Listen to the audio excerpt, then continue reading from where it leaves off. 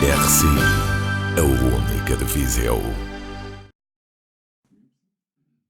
Estimados ouvintes, bem-vindos a mais uma edição da rubrica Tendências. O meu nome é Sofia Tavares e é com muito gosto que todas as sextas-feiras estou convosco através da RCI e da RCS para dar voz a um painel de especialistas que partilham connosco as mais recentes tendências de mercado.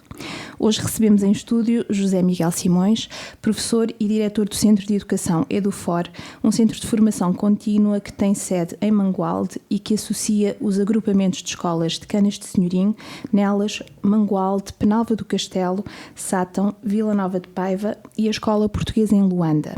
É também coordenador do EduFor Innovative Classroom Lab, a primeira sala de aula do futuro da região centro-norte do país.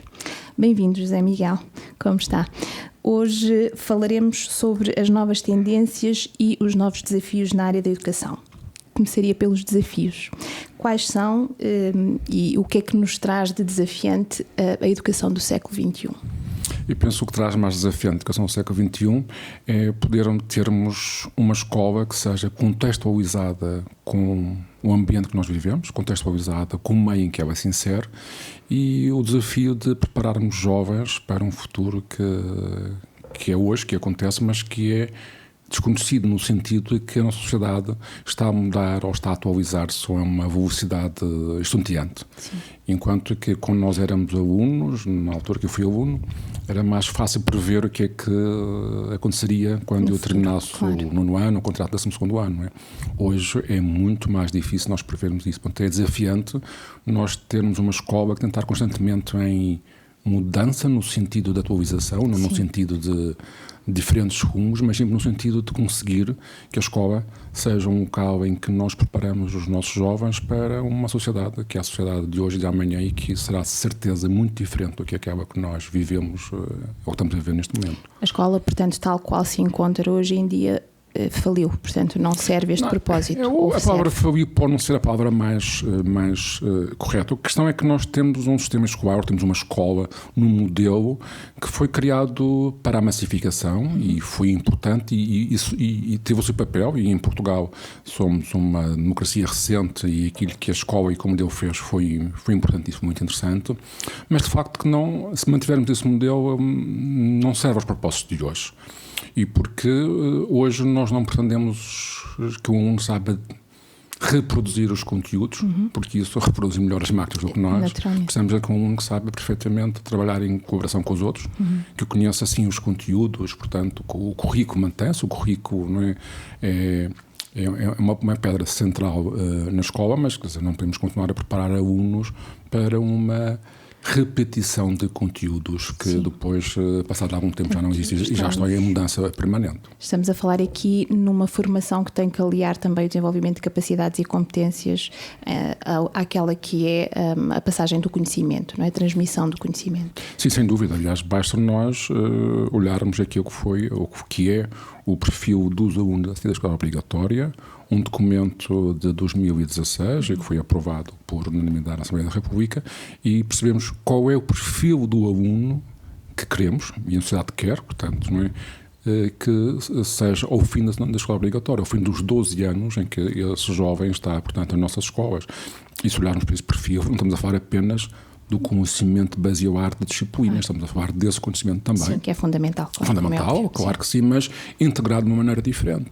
Estamos a falar que, vamos a um caso prático,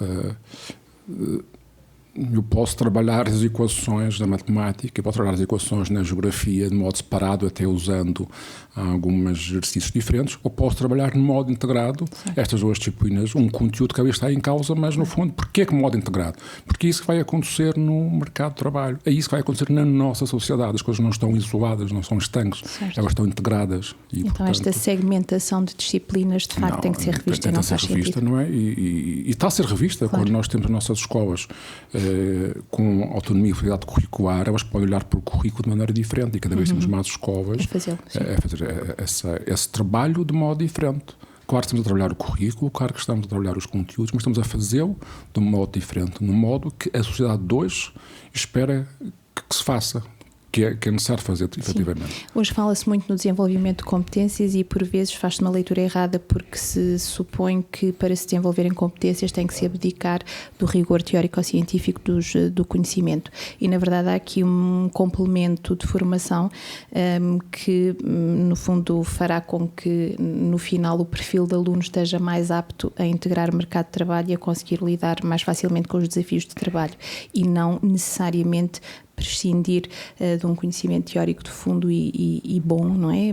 Bem estruturado, para se lidar com as competências exclusivamente e só e com as várias literacias que hoje fazem parte das novas perspectivas de educação para o século XXI. É isso, não é? Sim, é isso. Enquanto se fala em que hoje já não se ensina nas escolas, ou que no meu tempo aqui era bom, é um saudosismo daquilo que nós conhecemos, não é? E que funcionou, agora precisa ser diferente. Portanto, não está aqui perfeitamente em causa, nós estamos... Podemos olhar para um grupo de jovens hoje nas nossas escolas e atribuir-lhes um projeto para trabalhar as diferentes disciplinas e o resultado que sai dali é fabuloso, é excelente. Claro. E, portanto, esse foi o conhecimento que eles teve. Portanto, as coisas... Só que nós pomos muitas etiquetas nas coisas e quando se põe uma etiqueta às vezes parece que é complicado, claro. Reduz, não é? Depois temos também, infelizmente na sociedade, às vezes uma discussão só nos títulos, não é? Sem olhar ao conteúdo, sem olhar o que está. E é preciso que a discussão exista, é preciso que as pessoas conversem e muitas vezes ao fim de algum tempo as pessoas estão a falar da mesma coisa, claro, só estavam a chamar nomes diferentes e afinal até concordam, mas é difícil. Esta discussão na sociedade sobre a educação é necessária e está a acontecer. Aquela discussão em torno da educação que nós vemos nos jornais, esses títulos que referia bem, acaba por ser sempre uma discussão pobre e algo negativa. Existem, de facto, boas práticas educativas neste momento a decorrer no nosso país? Sem dúvida, não é? Existem muito, sem dúvida. E mesmo isso disse, boas práticas, porque posso estar eu a discursar ou a defender uma determinada ideia, pode estar um académico ou até com grande conhecimento de causa, mas vamos ver as práticas. Nós temos colegas nossos, professores, não é? A fazer de maneira diferente. Não quer dizer que fizessem mal antes. Faziam num contexto e que agora é um contexto completamente diferente. Cada vez temos mais professores a trabalhar com os colegas de outras disciplinas, trabalhar de modo colaborativo, não é? E, portanto, as escolas estão a olhar para isto de maneira diferente. No caso concreto das escolas associadas ao EduFora, que eu acho que há pouco referiu, ou que houve a oportunidade em 2017 das escolas, por opção sua, participarem no projeto Autonomia e Flexibilidade Curricular, todas essas escolas, todas... informalmente, formalmente, foi menos uma, carregaram aquela oportunidade para olhar para dentro e ver o que é que fazemos e podemos fazer melhor. Não é porque fazíamos mal. Nós podemos fazer melhor. Nós fazíamos como era necessário fazer, como aprendemos a fazer. Portanto, eu, na minha formação académica, no meu primeiro ano de estágio, portanto, eu aprendi a pedir aos meus alunos que decorassem e que praticassem um bom aluno na matemática naquela altura, e não só há tantos anos como isso, cá são muitos de facto, era que eu conseguia rapidamente reproduzir os exercícios que eu pedia. Não é isso que se permite. E para mim, como professor, tenho de facto de tirar esta etiqueta. Sim, estou a ensinar matemática, estou a falar em matemática, claro, mas posso fazê-lo de maneira diferente, interligado, contextualizado, não é? Usando a tecnologia. A sociedade é uma sociedade tecnológica, ela está permanente em todos o nosso dia-a-dia. Estamos aqui a falar num podcast que há uns anos atrás isto não acontecia, portanto, não é? Portanto, a sociedade está numa mudança de tal modo em que a escola não pode se fechar sobre ela própria e tem de ser permeável esta mudança. E porquê? Tem de ser permeável porque os nossos alunos não vão ficar na nossa escola. Os nossos alunos vão para a sociedade que estão aqui, vão para o mercado de trabalho. E preciso falar na sociedade, falar em mercado de trabalho, porque o mercado de trabalho podemos estar sempre a pensar em dar resposta àquilo que as empresas precisam.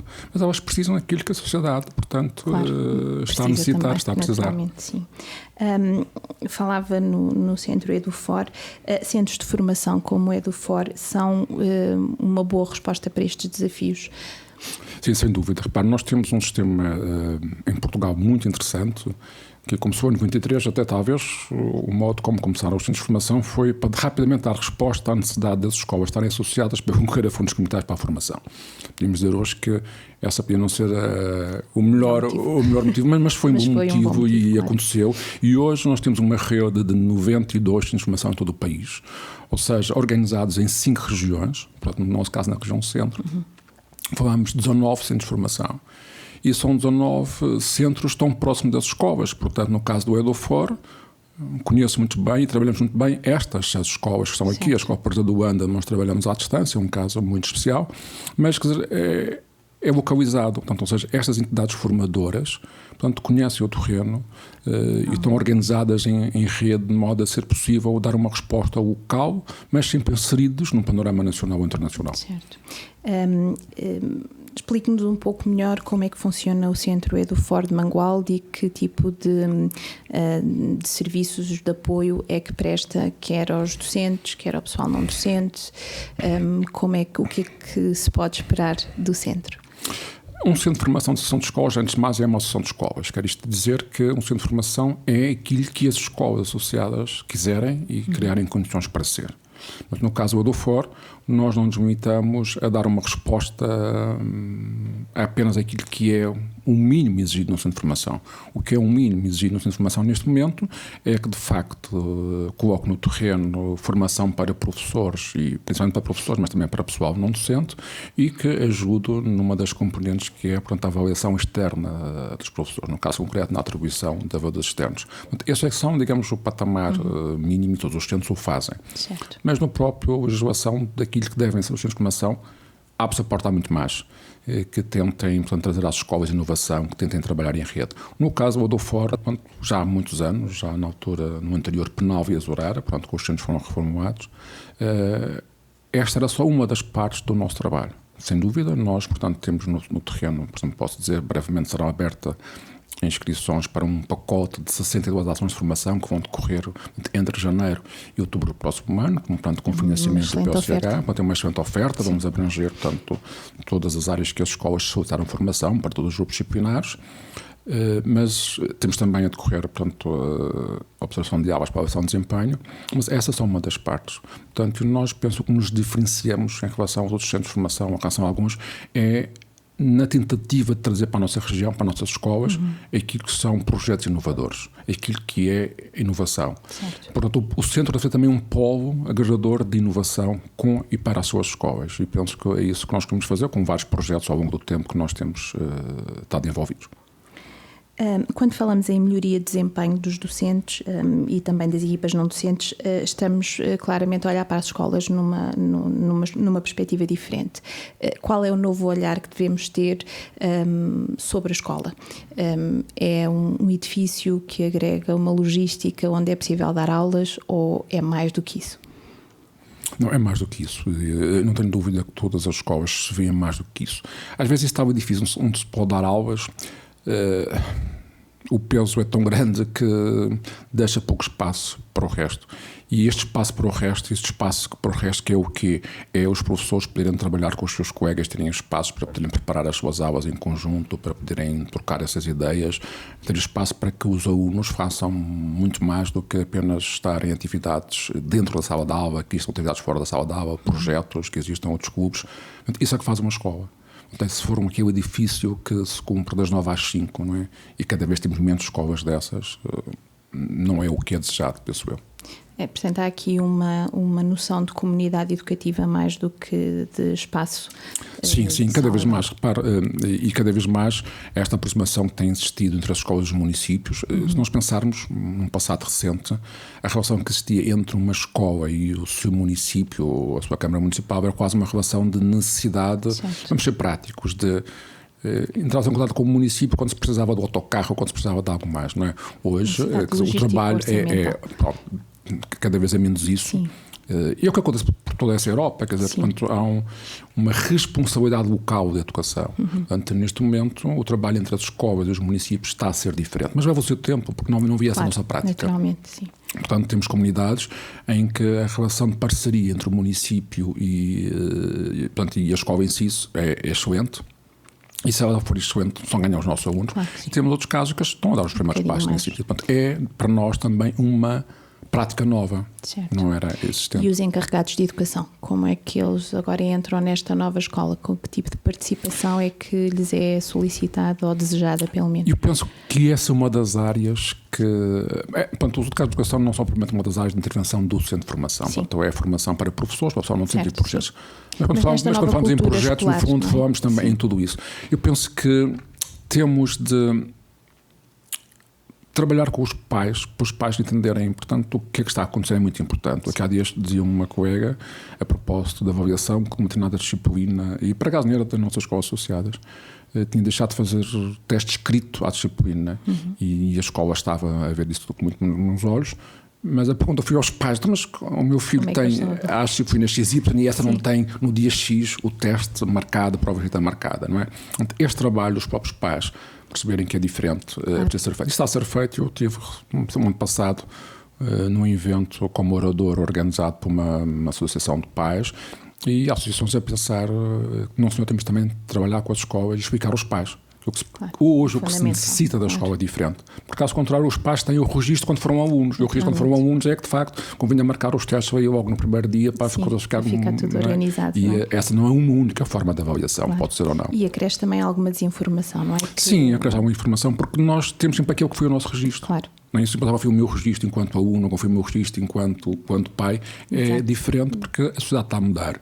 E a escola tem, mantendo, portanto, a sua principal função, tem de ser permeável, isto tem de se adaptar, tem de se contextualizar. E o papel dos pais é muito importante. É fundamental aqui, claro que sim.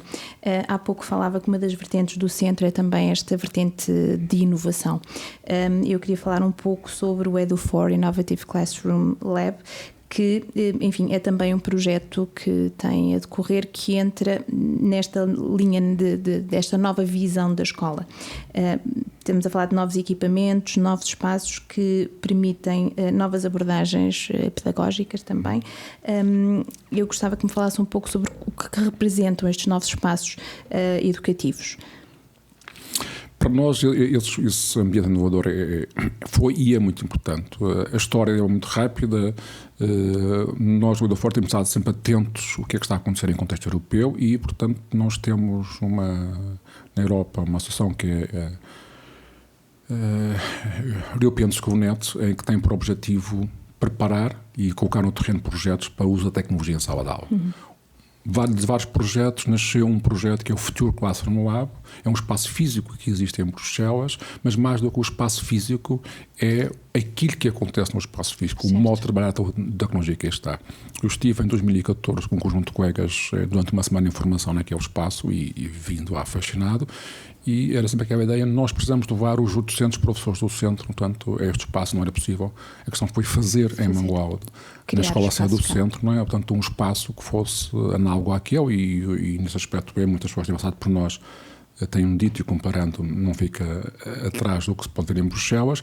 É um espaço para nós repensarmos a escola de aula, repensarmos o modo como é que eu posso trabalhar. Eu estar naquele espaço, só um professor e uma disciplina, é pouco. Se tiver 2 professores, trabalhar a mesma disciplina, as mesmas áreas, ou trabalhar conjunto é diferente. As pessoas percebem isso, não só com a tecnologia que lá está. Sim. E a tecnologia aqui vai mudando, mas principalmente as áreas de trabalho, o modo de trabalhar. Portanto, tem um espaço, podemos dizer assim, em que não há secretário do professor, chamemos assim. Foi também importante para nós, serviu para nós pensarmos sobre ele e servia para as escolas conhecerem.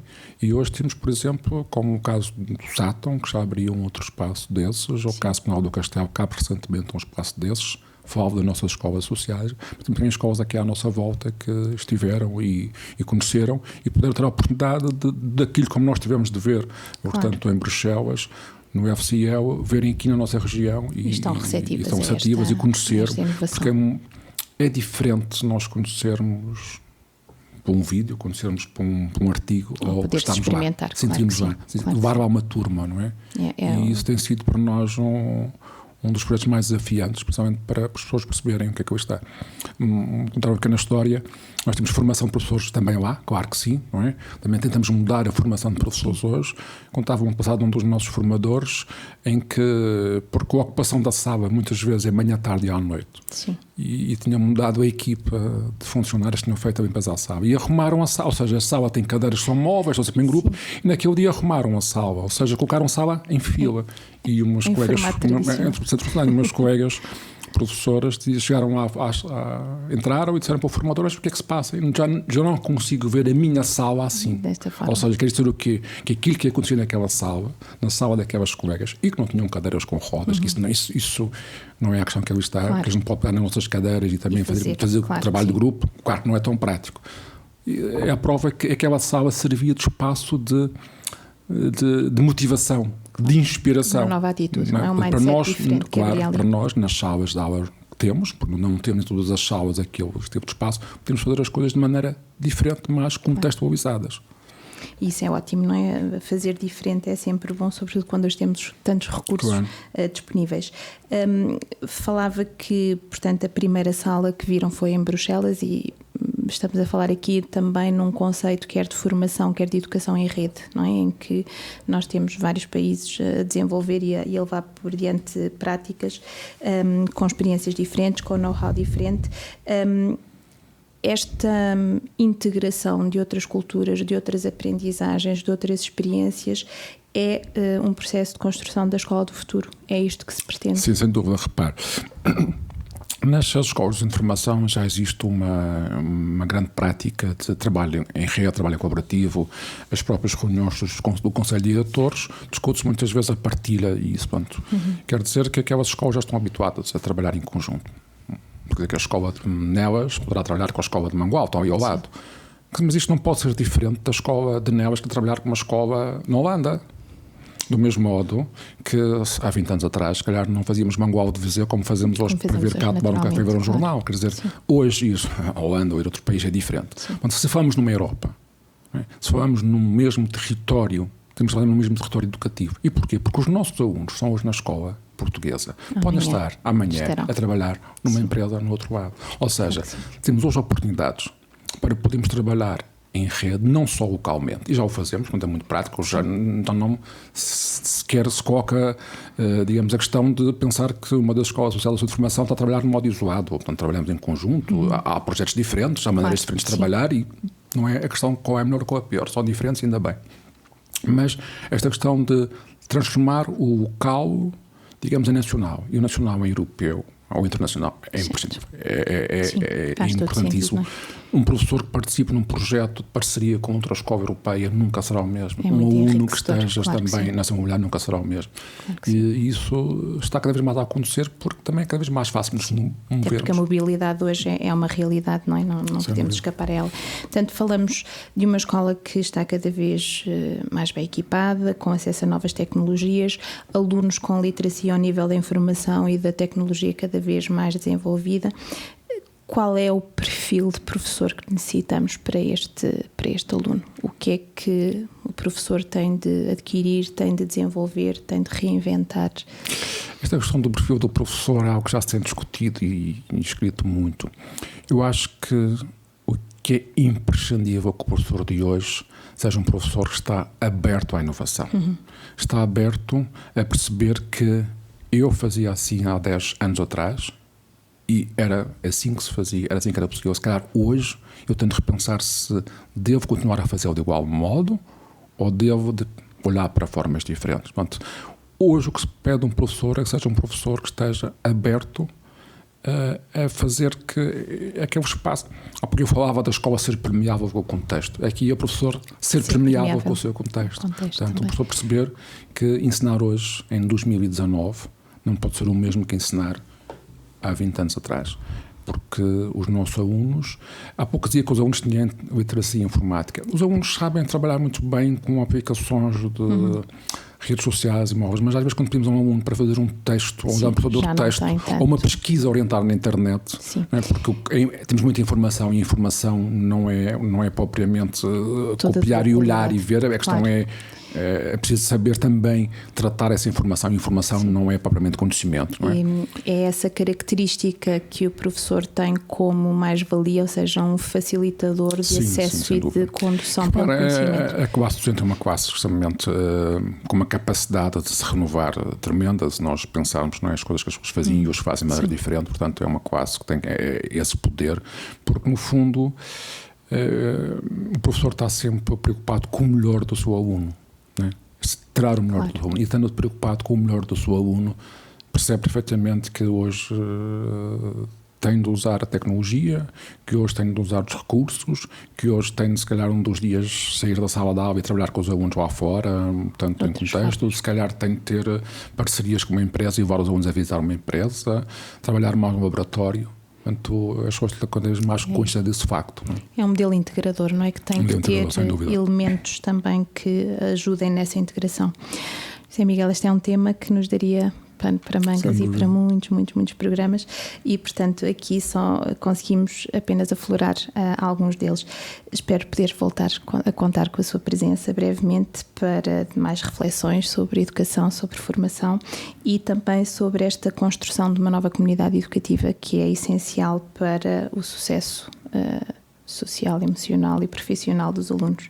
Foi um enorme prazer recebê-lo. Muito obrigada por ter vindo. E foi um prazer o convite, precisamente para falarmos de coisas boas da educação. Boas da existem educação. muitas. E Obrigado. Existem mesmo. Eu é que agradeço. Quanto a nós, estimados ouvintes, lembro que poderão ouvir a repetição deste programa mais logo pelas 21 horas ou assistir ao seu podcast sempre que quiserem. Despeço-me até à próxima semana para mais uma edição de Tendências, um espaço onde partilhamos conteúdos e opiniões inovadores no âmbito da inovação, do marketing, da comunicação e da liderança. Até lá, fiquem bem. RCI, a única de Viseu.